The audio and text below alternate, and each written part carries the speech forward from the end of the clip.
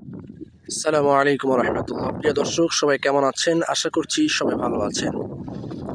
আপনাদের দোয়ায় ও ভালোবাসায় আমিও ভালো আছি, আলহামদুলিল্লাহ। তো প্রিয় দর্শক, যারা স্বল্প টাকায় একটি দেশি ভেড়ার খামার করতে চাচ্ছেন, তাদের উদ্দেশ্যে কিছু কথা। তো যারা আসলে স্বল্প টাকায় আপনি দেশি ভেড়ার খামার করবেন, তো আপনারা কি ধরনের পাটা কিনবেন? যদি আপনি মা ভেড়া যদি আপনি কিনেন, তাহলে আপনি কেমন পাটা কিনবেন? সেটা কি গারল নাকি হাই ক্রস জাতের?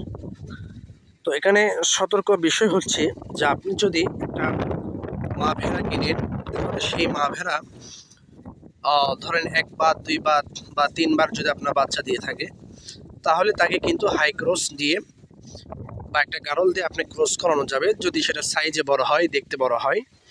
তাহলে কিন্তু যদি আপনি একটা ভালো একটা পাঠা নিলেন, অর্থাৎ গারল কিংবা হাই ক্রস যাতে, তো সেটা দিয়ে আপনি যখন ক্রস করাবেন, প্রথম যেটা একেবারে প্রথম প্রেগনেন্ট হবে, সেই ভেড়াকে যদি ক্রস করান, তাহলে কিন্তু প্রথমবার কিন্তু তার বাচ্চা ডেলিভারি হতে অনেক সমস্যা হবে। তো এই জন্য আপনাকে সেটা হচ্ছে সতর্ক থাকতে হবে, যে প্রথম কিন্তু আপনাকে হাই ক্রস কিংবা গারুল পাঠা কেনা যাবে না। আপনি একটু নর্মাল টাইপের, অর্থাৎ দেশির ভিতরেই উন্নত জাতের একটি পাঠা ক্রয় করবেন। আর যদি আপনি পাটা দুইটা রাখতে পারেন, একটা গারল পাটা অথবা হাই ক্রস জাতের, আর একটা দেশির ভিতরে উন্নত একটি পাটা রাখতে পারেন, যেগুলো প্রথম আপনার হিটে আসে, একেবারে প্রথম বাচ্চা দেবে। এগুলোর জন্য আপনি একটা দেশি পাটা রাখতে পারেন। আর যেগুলো দুইবার তিনবার আপনার এই টাইপের যেগুলো যে দুই তিনবার আপনার বাচ্চা দিয়েছে, এদেরকে কিন্তু হাই ক্রস অথবা গারল দিয়ে ক্রস করানো যাবে। কারণ এটিকে আমি করিয়েছি, কারণ এটি 2-3-4 বার আপনার বাচ্চা ইতিমধ্যেই দিয়েছে। তো এটারই বাচ্চা কিন্তু আপনার অনেক সুন্দর, ওই যে সামনে দেখা যাচ্ছে ওই বাচ্চাটা হয়েছে, ঠিক আছে, একটা বাচ্চা হয়েছে।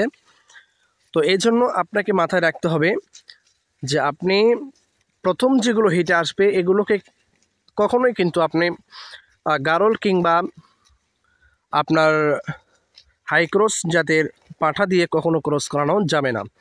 তাহলে হবে কি, সেগুলো বাচ্চা প্রসবের সময় অনেক কষ্ট হবে এবং ঝামেলা হতে পারে। এর জন্য আপনারা চেষ্টা করবেন যে দেশি পাঠা রাখার জন্য।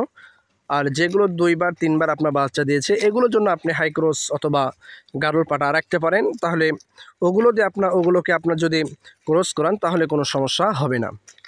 তো প্রিয় দর্শক, এই জিনিসটা আপনি খেয়াল রাখলেই দেশি ভেড়া দিয়ে আপনি একটি খামার তৈরি করতে পারেন। দেশি ভেড়ার ক্ষেত্রে আপনি যদি 10টা বা 8 থেকে 10টি যদি আপনি মা ভেড়া কেনেন, তাহলে দুইটা পাঠা কিনবেন, একটা হাই ক্রস জাতের আর একটা হচ্ছে দেশি জাতের।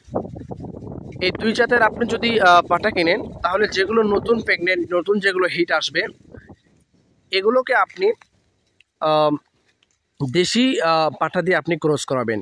আর যেগুলো 2-3 বার আপনার বাচ্চা দিয়েছে, এগুলোকে আপনি হাই ক্রস জাতের যে পাঠা আছে, সেটা দিয়ে আপনি ক্রস করাবেন। তাহলে আপনার কোনো সমস্যা হবে না ইনশাআল্লাহ।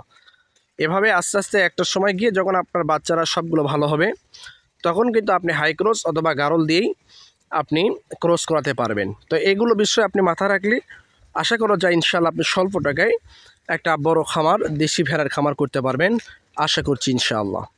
তা আল্লাহ তাআলা আমাদের সবাইকে কবুল করুন, আমিন। আসসালামু আলাইকুম রহমতুল্লাহ।